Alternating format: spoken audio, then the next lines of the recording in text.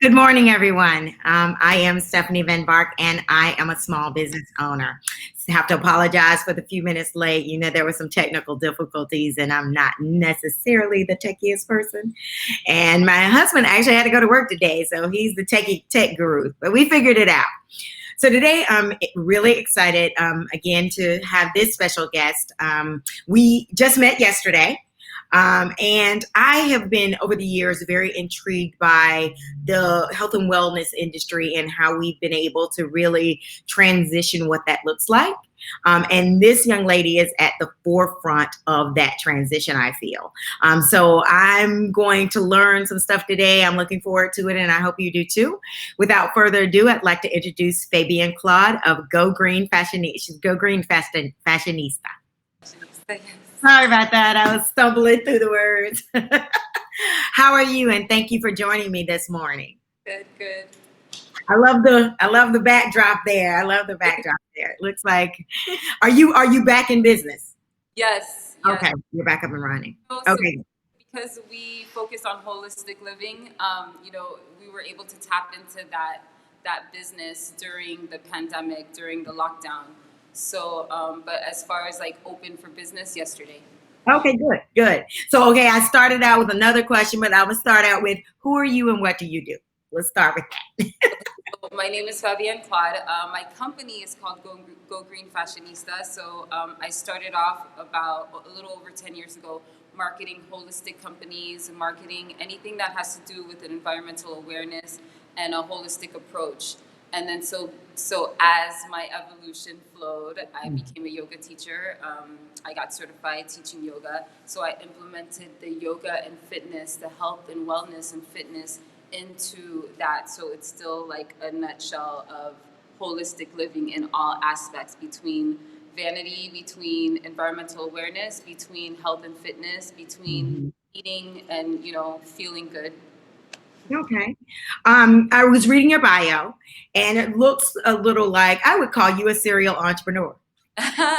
So, and just based on what you were saying, this sort of evolution has happened. What prompted the shift? What inspired you to sort of go from this space to this new space? Knowledge, reading, experience. I was, when they say that something happens in your life where Mhm. it's like, everything, you lost everything, and then Mhm. all of a sudden, some people call it saved, I think in the Christian church. Right, right, absolutely, absolutely. But I had a moment of a conscious like opening where I had a friend of mine that kept telling me, read this book, watch this documentary, stuff like that, and I wanted to just go out. I was still Go Green Fashionista was still going on. I was still into entrepreneurship since I was 20 years old in college. So Mhm. that aspect was still in me. So once I became more knowledgeable about who we are as a people, once I became more knowledgeable about our power and ancient energy that we can tap Mhm. into, like what's happening right now and how we're living right now on Earth, I was able to implement that into a business. I think everybody's good in different things, and not. I'm pretty good at doing something that I love and making it a business and Okay. out of it, because it's very important that I have to love what I do. I have to love it, so and that's what happened between teaching yoga and putting on events and speaking, because I do public speaking, Mhm. meditation. I was able to tap into the business and know how to reach to our culture and also outside, where it's the business is still flowing in different Mhm. aspects, but staying true to like what we are. Yeah. So you said at a young age you felt you were an entrepreneur. I kind of subscribe to the idea that it's in your DNA. Those people who want to be entrepreneurs, crazy or not, here we are. So you sort of always knew this was the path you wanted to take. Most definitely. I was a sophomore in college, Mhm. and I think college just opened up my mind because, I didn't want to go, but I didn't want to break my mom's heart, so it was like, okay, I'm going to find something that I want to do for fun. I have to love it. So Mhm. I took on majoring in film Okay. production. Okay. And I was always a writer, so I saw myself being, a script writer. And then by the time my thesis, but just to say, by the time my sophomore year, Mhm. I realized I could do whatever I want. Woo! Like that, it really did hit me like that. It was just like, oh my God, you could, like, anything that you put your mind to, you can really do it. Mhm. And so, and I was always very outspoken. I had that gift of gab. I was, I always say I can sell a penny for $10. I was always like that type of person. So, I just decided to open up a production company where I was able to provide models. This is where the fashion came in. Right. So I was Mhm. producing fashion shows. So a lot of people think that I'm a fashion designer, that I have something to do with Mhm. fashion. No, what was happening was I was surrounded by the modeling industry. I was being called a lot to be in different, movies and commercials and stuff like that. But it never really was my thing. I never really wanted to do the in front of the camera. Look at me. You know what I mean? It Mhm. was Yeah. never my style, but I knew I had access to the people who wanted to do it. I had access to, like, be able to position people. And so Mhm. that's where the production company came in, where I started, like, producing fashion shows in the clubs late night. Mhm. There was moments that I had a hard time coming in, even though my show was about to go on in 10 minutes. But so that evolved into just being able to produce, Okay. you know. And Right. so I just used that same skill, and that came from college producing. By, Mhm. by the time I got to my thesis in college, we were chosen positions, producer, scriptwriter, and I was chosen to be a producer. And from there, I knew right away that I'm a person to create, I'm a person to produce, and anything that I put my mind to in that realm of production and creation, Mhm. was, That's where you're supposed to be. yeah. But it's interesting right now. Again, as I was reading your bio, you've sort of transitioned a lot of that same producing Yeah. into your work today. It seems to be one of the ways you market what you do, as well as your stream, your channel, or a distribution channel. But during the pandemic, of course, that shifted a little Yeah. bit. So, how what was the path then? Was it sort of I'm just going to sit back and ride this out, or how do I revamp and reconfigure where I'm trying to Well, where I'm I always tapped into wanting to help people in the most heartfelt way, the most natural way possible. So I was always, on this path of, like, eat right, Mhm. exercise, be strong, keep your mind right, meditation. So when this happened, I mean, that's where everybody had to draw their minds to. They couldn't Mhm. buy sneakers anymore. The stores are closed, so there's nothing to impress. So in this sense, like, what else do you have? And you need to be healthy at this point. You know what I mean? Mhm. So I was already in that realm of, like, pushing on holistic living. So when Mhm. the pandemic happened, I had all the products. I had Right. everything in order to, like, provide this moment of stillness, Mhm. between spiritually meditation and yoga, and physically taking in the sea moss or taking in Mhm. things that will help heal and keep your immune system high. So what I realized within the pandemic, the healers are winning. The ones that, Absolutely. yeah, the ones that are selling the sage, the ones that are, like, selling these different herbs and stuff that's back to natural order. These are the ones. I mean, I'm constantly looking on my Instagram with people, like, having orders, like, they're Mhm. winning, selling Mhm. out. How is this happening? Because, before the pandemic, if I said to you, or not you in particular, but, Mhm. a regular person who wasn't into this, buy this sage, most likely they'll be like, oh, I'm not into the hocus pocus or whatever the case is. Now you have no choice but to just awaken yourself. You have no Mhm. choice but to do that. And so there are specific leaders and there are specific people who've been talking about this for so long, like me, where I gained that trust. Trust me, Mhm. I was very surprised as well at the fluctuation of this Mhm. Mhm. during the pandemic. I was very Mhm. surprised, but also I'm aware that the trust, I built the trust. I wasn't, a stripper. No offense to the stripper, but I No offense, no offense. I got no problem with it. No, like no. CMOS. You know what I mean? It was like I was already doing it, so Right. it's Right. kind of like, And the ones that were listening knew where to go. And that's what I was going to ask is, were you able to now put yourself in sort of this online platforms method of connecting with your audience and also connecting with a new audience? Has that operation, have those operations changed in that way? Big time. Mhm. Again, I'm always surprised because I'm humbled about it. People from all over the states, all over Mhm. the country has been ordering, and I Good. sometimes I'm like, how did you find me? But word of mouth, and Mhm. 95% of my business always came from social media. So now Okay. we're in a moment of stillness when all we can do is just order and stuff like that. I think just the word that it was just being passed around for whatever reason of being healthy. Okay. I had a lot of families that called me because they had a family member that was, that Mhm. had corona. Mhm. And so, the CMOS is, trust me, I was just as surprised. You don't need you to be surprised. during the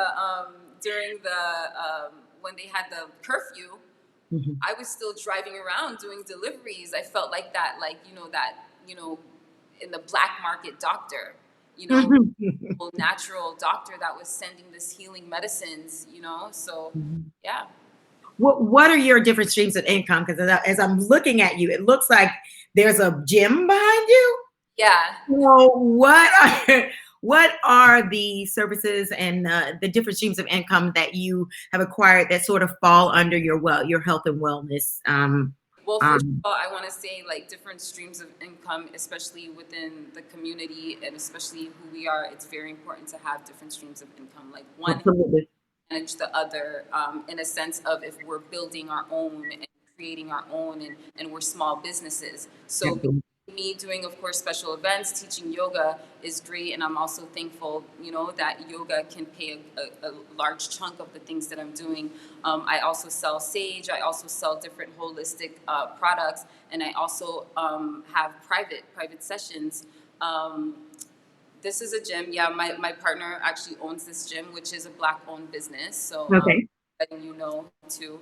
And, I have, I get people to come and work out, and what's Right. good about it is that it's called Legree. I was going to say, tell me the name of it. Called Legree. The type of workout is called Legree. So Okay. like between it's CrossFit and Pilates, like kind of Okay.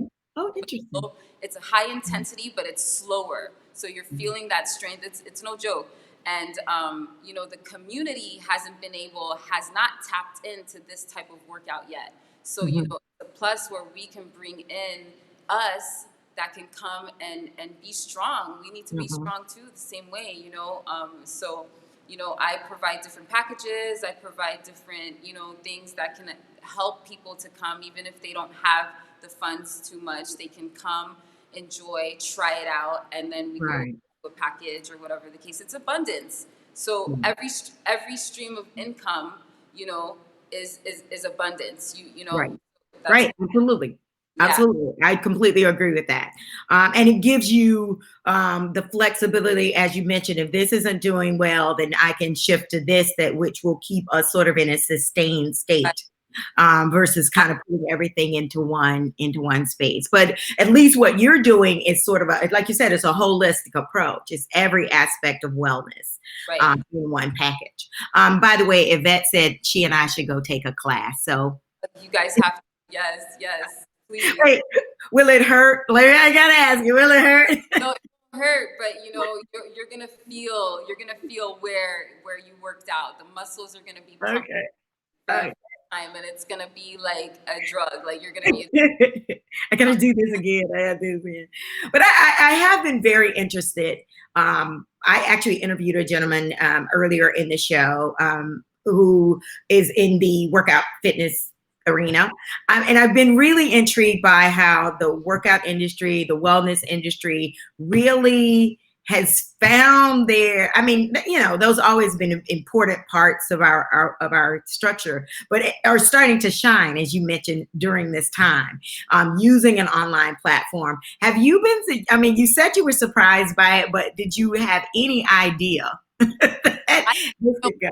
know what until pandemic. I didn't even know what Zoom was. And Okay. it was literally like the day my sister had been, she's been doing. I have a twin sister, and she's also an Mhm. entrepreneur, everything. So she's been doing classes online for years using Zoom, Yeah. and said it to me. And I think maybe a week later the pandemic happened, and then it was just like Zoom, Zoom, Zoom. Mhm. I'll get you. I'll take you here, and we'll do a session online. So I think it's very important for us to kind of just go with the flow of, Mhm.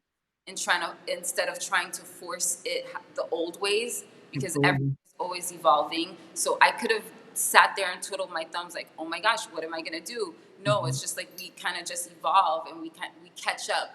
And if Zoom is the way, or any outlets like what we're on right now is the way to be able to help somebody and heal Mhm. somebody, then that's the way to go. And yeah, I'm blessed. I'm so thankful, like every day, like for Will real. you keep it in your everyday arsenal?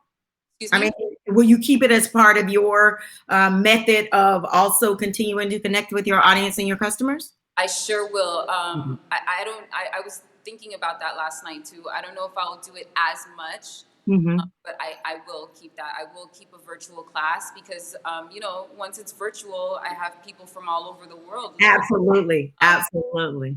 and It- let's say, I always say if you inspire one person or more, you did a good job. So it doesn't matter if it's 10 people or 100 people, because if it's 10 people, they could be from 10 different countries. Absolutely. Absolutely. And really open up your market for That sure. frequency those pinpoints of like energy is in these spaces. Oh, very cool. So, were you able to apply for any of the loans and the grants that are out there? Did you try or? My partner did, and he got it. Great. I Great. didn't know. Because we were talking about that too. I'm so, like, grassroots and hustle. Like, I'm trying to change it, not Right. but Gotcha. I'm still trying to get into, really, really, like, I guess the corporate. I am Mhm. corporate in the corporate world, and I work through corporate. Mhm. But as far as like really like maintaining like what they say is how you're supposed to maintain within bank accounts and all this stuff, it's a little, Mhm. you know. Um, Mhm. so no, I'm not really into the loans. Once I hear the word loan, I'm like, I'm good. I still have student loans, which is driving me crazy. My mom co-signed, so she, like, and here we are, like about 15 years later. I'm still having problems. Once I hear the word loan, I'm like, I'm good. But grants, I'm always welcome to. Mhm. I know Yvette's good at getting that stuff, so maybe I should. Yeah, yeah, she is. She'll send you an email out of nowhere. Yes, we're talking about you in that. She'll send you an email out of anywhere, out of nowhere, like, okay, you got to apply for this. And I did all of them actually. So good source, good source. So, okay, so let me tell you what I'm really intrigued by. And I think we talked about it briefly yesterday. Um, we've been through a lot this year. Um, if you take into consideration, I've had the good fortune and the blessing, she said, smiles, good fortune and blessings that most of my close friends are all entrepreneurs. So this has been a shift and a pivot for them, not only in the terms of trying to figure out how to keep their business sustained, but just mentally, like many of us are sort of trying to figure out, this is the perfect time for us to really get that work-life balance, which is very much in tune with what your industry would help us do. When you look at those who have suffered from the COVID-19 situation, either by losing someone or having it themselves, that's a mental test. And then you look at the civil unrest. They this is it's right for your industry. Have there been discussions in your industry, or have you thought about how you might capitalize on this time? Listen, yesterday, I think I got three different outlets that called me and asked me to speak. Two of them were white platforms. Really? Very That, cool. we want to give space to the Black community, and we see that you're a part of it. Juneteenth is Saturday. I have 5 different meditations that I have to lead. I'm literally gonna go from like hot to one to, you know what I mean?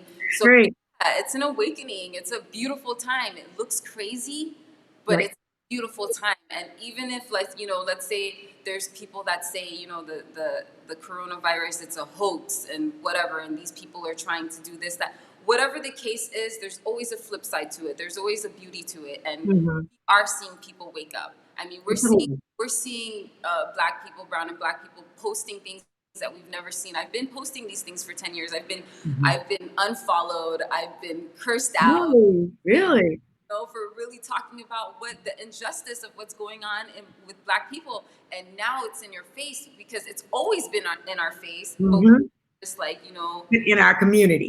and then the white people, I didn't even notice that they weren't really saying anything until right now that they're saying something. Hmm. I didn't Hmm. notice, because I'm not noticing them really, you know what I mean? But I'm noticing that they're speaking out loud Right. and, let's go back to even ancient times. There were white people that were lynched, Absolutely. so there were white slave owners that helped slaves free or helped slaves Right. run away. You know what I mean? So we have to recognize that right now it's a conscious, Hmm. it's a unity. You know what I Right. mean? Absolutely. There's a Absolutely. specific part that needs to be healed. There's a specific part, which is this melanated skin that has been treated unjustly. So when they say things like Black Lives Matter and then other people say all lives matter, we know that Mhm. all lives matter. Right. We know this so much, it's innately in us so much that we're not looking for revenge. Right. Right. No, not at all. We're just looking for equality. Hmm. Exactly. So this is why there's some brown and Black people that still don't get it. Hmm. So even Marcus Garvey said it. There's gonna be some people that just are not gonna make it. There's gonna be Hmm. some people that are still content and stuck in this thing. And I've seen a person, for example, from the Congo. I remember when I first met him, I was telling him about the Congo, and he looked like he just wasn't interested. Okay, cool. And now here we are with the pandemic, and he's posting things like Black Tuesday, and he's Blackout Tuesday, and he's showing a picture of him and his white friend taking shots like they're gonna black out. You know what I mean? So these people, there are people who still don't get it that look just like us, that have and been you know like unjustly wronged, and maybe they don't see it because there's some people also that don't see that there was some prejudice thing going on right here. Hmm. Maybe Hmm. it's not that. I'm gonna say it's something else because we don't want to see it, and now it's in our face. Right. And so now we have to pay attention to who really is for it. The Caucasian people, there are people who are for it. Yeah. You gotta really find them. It's not a lot of them that get it. But Even when I think some are trying to get. they can hurt, they can feel the pain, Right. like they can be Absolutely. sad about it, but they don't internally feel it like how we feel it. Like they're not crying for so long. Like I cried for a week straight. I couldn't stop. Right. So Right. maybe a Caucasian could feel it and just shake their head like that's so messed up. But we are really feeling it, Hmm. and we've been feeling it, and we're tired of it. Right. So, and yeah, people are listening. People are Yeah. paying now. And I think that's how it's going to have to change. And this is, I think, is a huge opportunity for every aspect of our livelihood. And it's really unpacking. If we do this right, it will really unpack the inequality when it comes to poverty, economic development, small business development, creating real opportunity in those realms, as well as the just our safety. And I feel like small businesses can be at the cusp of that, Most of because churches in our communities, churches and small businesses are the anchor. yes. They're the folks people generally turn to when they need sort of that support. And I feel like it's a perfect time for that, for sure. Perfect time, big time. It's a beautiful time to be Black right now. It's a beautiful Absolutely. have a Absolutely. business right now. You know what I mean? And then now we are going to start seeing that we're majority. We're Mhm. start Absolutely. that we are not minorities like they called us. You know, Hmm. our majorities, and we come together, and if we all come together and economically grow, Absolutely. Absolutely. We will be. heal that up. The most beautiful thing is we are not looking for revenge. That's the most Absolutely. beautiful thing about it, because we could be like, man, these people tried us for so long. Hmm. Mm-hmm. We just want a healing because we're natural healers. We're natural spiritual. That's why you see a whole fluctuation of Black people in churches. It's Mm-hmm. in us that we want to praise, you know? And Absolutely. yeah. So we talked a little bit about this yesterday, but didn't get sort of into the cusp of it. There's now this call to defund and disband the police. I'm not asking you about your political. Hello, say. Did you hear what I asked? Oh, no, say it again. Okay, there's this call to defund and disband the police. Okay. I'm not necessarily asking you for your political views. I know for me, I'm concerned about that. I wouldn't want to see that happen. But I do understand the need to retool what we currently have in place. There's got to be a revamp and change of how we operate. One of the things that came up that I found very interesting, there's been a huge conversation around infusing uh, health, wellness, and mental services in this new police regime. Mm-hmm. And I think you mentioned that was something that came to fruition last year. Yes. So, tell us what that was supposed to be. Well, Has it, I have an outlet, that's what I should call it, called Higher Frequency Global, between Mhm. me interviewing people and having a podcast that I'm building and everything. So within the moment that I had a time to interview a police officer when all of this brutality was happening in 2018, Mhm. I had to read up on all the laws. I wanted to know what I was talking about. Right. So I wanted to know what laws were passed with the law enforcement within that time, and one of them was that they had to add mental health within their practice or within their how do you say, when they have to go through, right, when they're going through their process of like, It's training. yeah. So Right. Right. so that mental health is there now, so they have to know how to deal with mental health, you know Okay.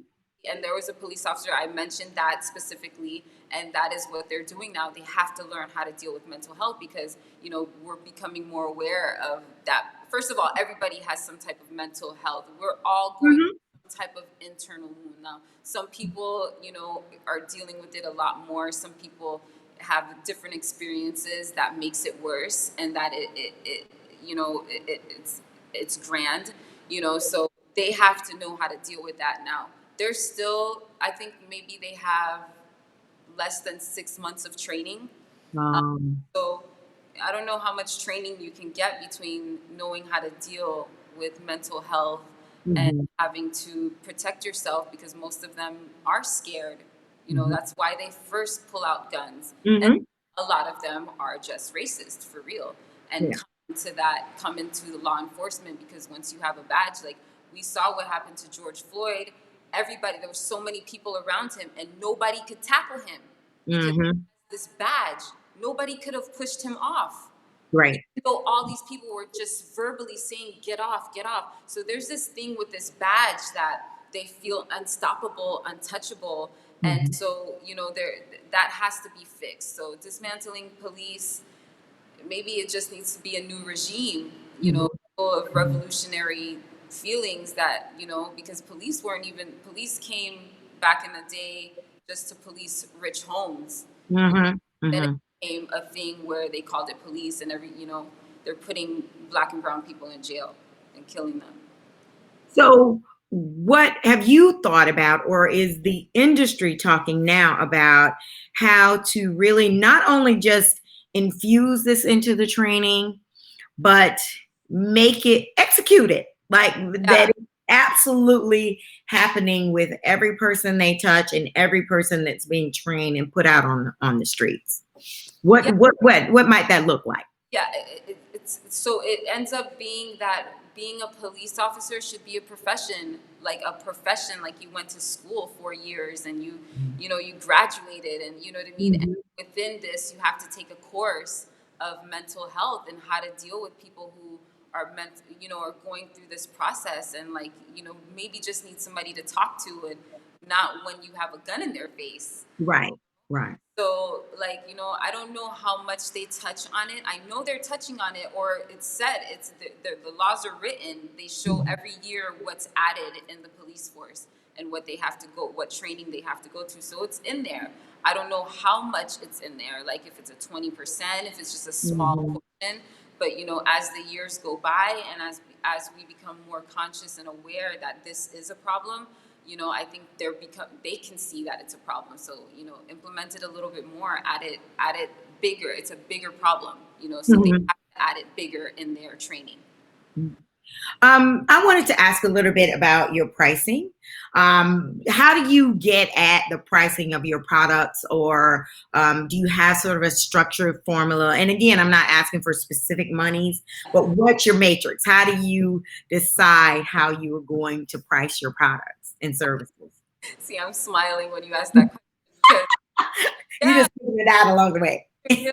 Let's keep it real because, we're in a grassroots, you know, Mhm. I'm in a grassroots perspective of helping people.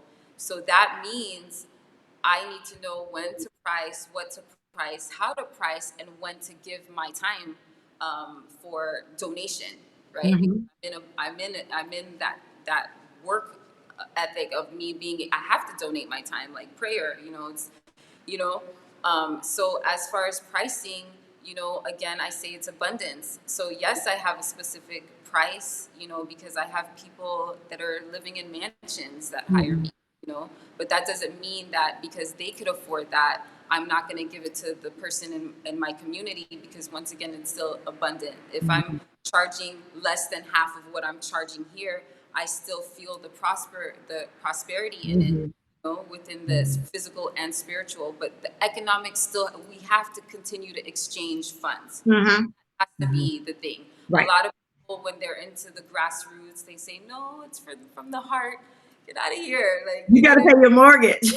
able, you have to be able to know how to do the economic exchange where everybody wins. And I always say, you value yourself a little bit more Absolutely. when a dollar is being put in. If I give you something for free, you might fling it. But if you Right. paid for it, you might put it in a safe spot. You know what I Right. mean? Absolutely. Yeah. So, I it's agree with that. very important that the economic exchange continues. And, I price according to energy, because I usually don't say no, Okay. but I know when to donate my time. And what's also great about it is that because I've been able to do this, if someone calls me today and says, can you donate your time and do this meditation, I can, because tomorrow I'm getting paid this, so I'm fueled Yeah. here in order for me to come here. I have to be fueled. You have to be fueled. You can't give your time and energy and your gas isn't, you don't have I gas in your agree. car. You know what I mean? You can't feed your children, and I have a Absolutely. child, and she wants everything right now. She's 4. So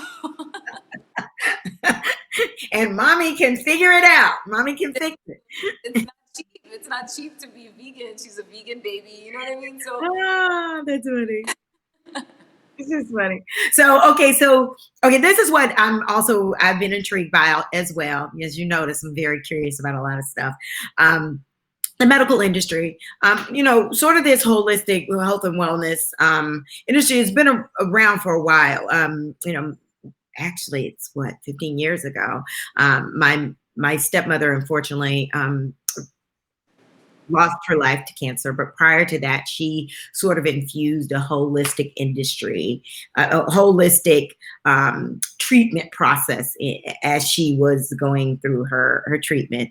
And I've watched as how the holistic space has started to grow exponentially, and almost as maybe not as lucrative as the medical industry, but definitely as present yeah. and as important Mhm. um, as the medical industry. Talk to me a little bit about that.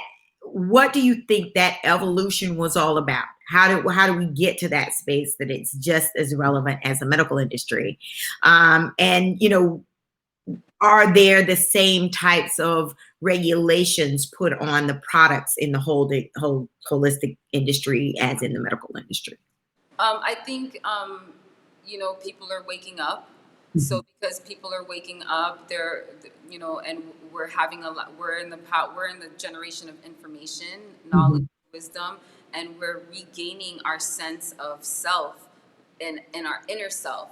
And within our inner self, we are reflections of the earth. I always say that because we're 70% water. The earth is 70% water. So we're reflections of that. So anything we have to know that we mirror that. So in doing that, why why shouldn't we take in nature? And Mhm. earlier you said that it may not have been lucrative then, but I can see it becoming Mhm. lucrative for anybody that's doing it now, because this is the approach that everybody's going to. Mhm. So Absolutely. and I, sorry about your grandmother, you said? Stepmother, stepmother. Stepmother that passed away. I don't know what her journey was when she went into the holistic, but can I ask you, was there a longevity in it? Like, did She she did. Yeah, gain more, actually, gain more days because of doing this, even though she was suffering through the cancer and it took her life? Does she gain more days? I'm not sure. I will say I don't know if she gained more days. What I definitely think it gave her something to fight for.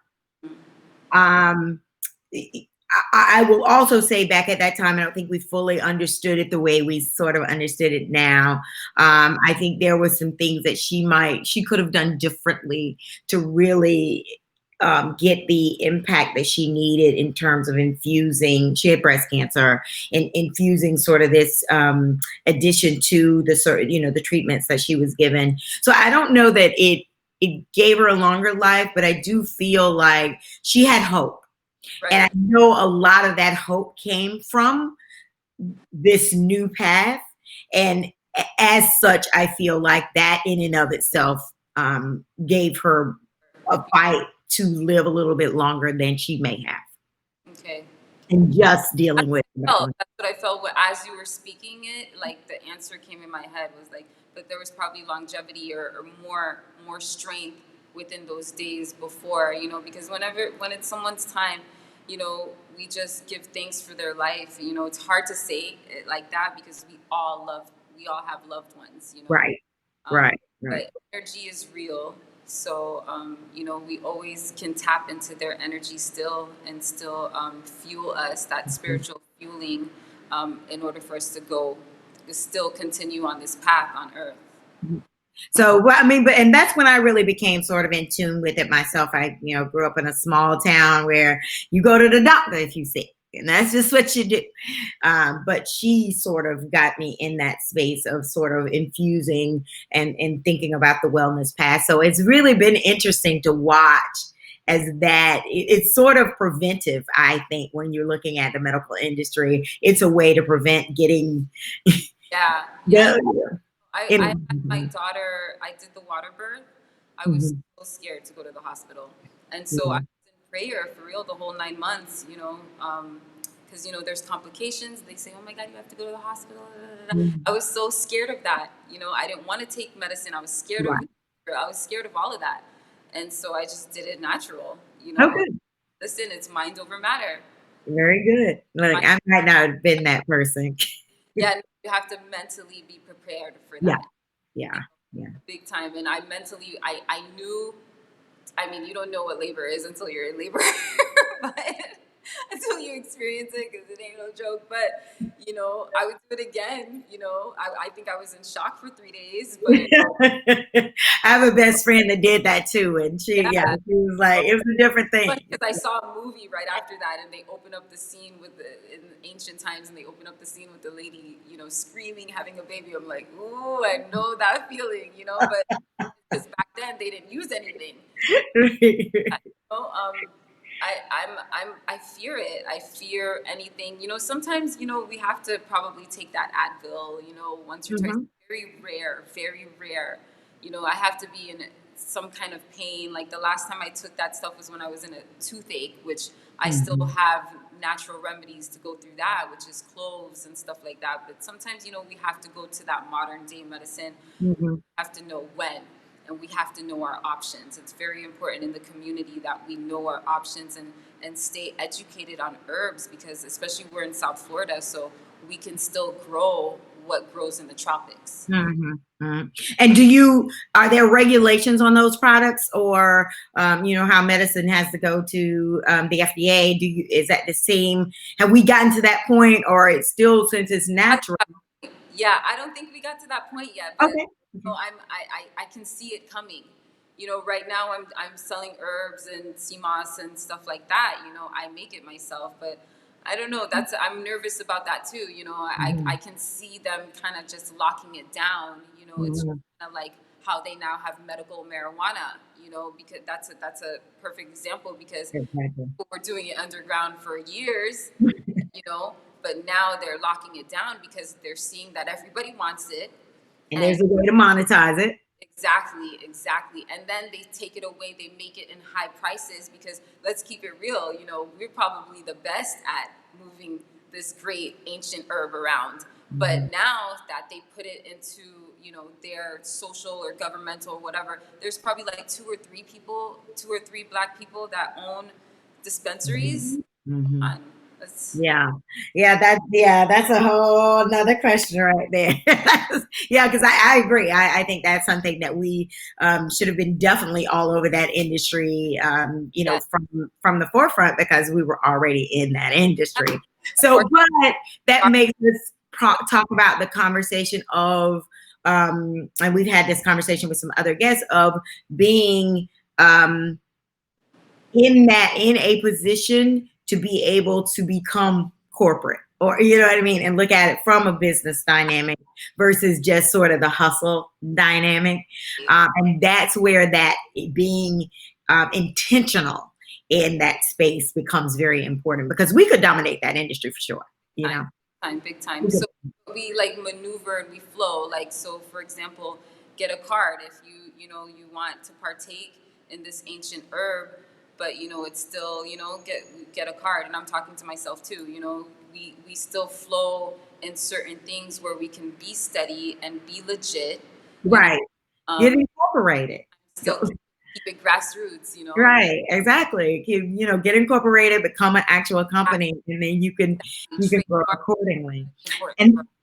And that's what one of the challenges we've talked about a lot, when it comes to also these opportunities that were presented to us in terms of the PPP loan, it's Small Business Administration loan. Please check with your municipalities, because they now have some programs for those who couldn't get those loans. So I'm telling you, check it out. That we missed out on just because we weren't ready in incorporations and things of that nature. So this is the perfect time to do that for sure. So okay, let me talk about you for a second. You're a yoga instructor, an event producer, a fashionista, a motivational speaker, and a writer. Yes. When do you sleep? That's so funny. Even in the pandemic, I didn't sleep. Do you sleep anytime? Like everything was still happening. I was like, Let's say that's 24 hours for sure. When does she sleep? So just asking. Because for those of us that are looking for that work-life balance, we're looking to you to tell us how to do that. tell you, it's harder than checking and clocking out 9 to 5. I can tell you that much. You have to really have to do it, because if you're not moving, nothing comes in. So it's very important. Yeah, I have to. It's a lot. It's a lot of driving. It's a lot of moving. It's a lot of talking. You know what I mean? But yeah. You're definitely single entrepreneur. Yeah. Just thought I'd throw that out there. Everything, the writing, I was always into script writing, so I had the opportunity to write for Healthy Magazine. And so within writing for Healthy Magazine, also again keeping it grassroots, because Healthy Magazine is predominantly catered to white and Hispanic. So if you open up my article, I was able to write about 6 articles. So if you open up my article, you're always going to see a highlight of African presence in there. A lot of times I quote His Imperial Majesty, the Emperor of Ethiopia. And I quote a lot of things that he's talking about, and I make sure that I put these in my writings within these platforms that aren't highlighting us. I was able to get into that world, and they love me the same, but still keep my locks, strong, and have my fist in the air, and they respect that. It's true who you are. Which, I think that's actually, for Black businesses, that's really who and what we could bring to the table in all businesses across the industry. So how do we do that and do that well and make money off of it is always the question. So before we go, I'd like to ask you, would you tell us how we can get in touch with you? Okay, so Fabc Evolution on all platforms, or Fabienne Claude if you're going on Facebook.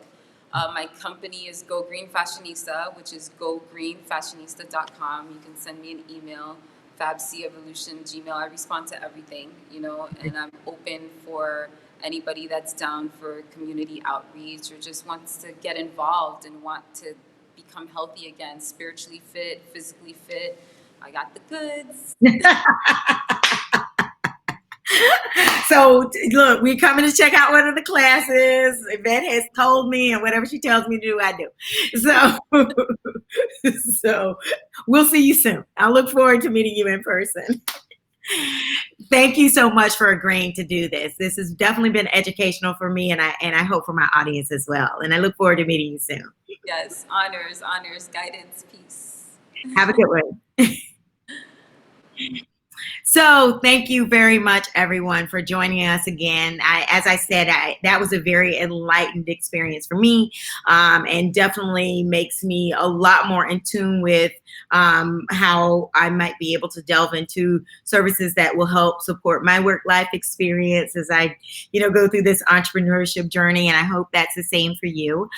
Before we go, I did want to make a couple of announcements. I sort of briefly announced earlier. I want to make sure we're also sharing information about how you might be able to get resources as a small business owner.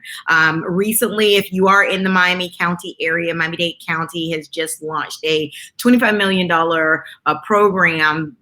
Not that you will get 25 million, but a program that allows businesses who did not benefit from the PPP loan or the SBA loans now have an opportunity to tap into this opportunity to get resources for their businesses.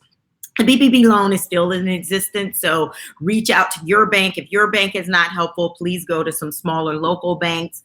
I believe One United is one of the banks, BBIF. Those are all Black-owned and operated programs and/or banks that will help work with you. And even if you are not a client, work with you on getting your PP loan application completed. And also, we want to encourage those of you who are not in the Miami area, please look closer to home. Look at your municipalities, look at your chambers. All of them may have some local programs and grants that look at helping you as you transition out of this COVID-19 quarantine process that we have been going through nationwide.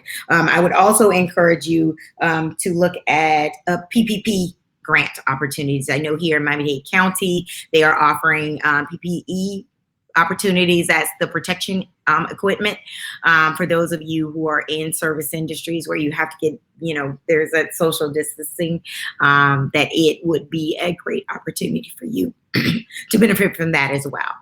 So we'll see you tomorrow with Rory Lee. She is a makeup guru who owns her own cosmetic line. I'm so looking forward to that interview. But I'm a little terrified because I'm not sure if my makeup is going to be on point, but I want to work on it. Thank you so much. And I look forward to seeing you tomorrow at 4 o'clock tomorrow, actually. Have a great day and talk to you soon.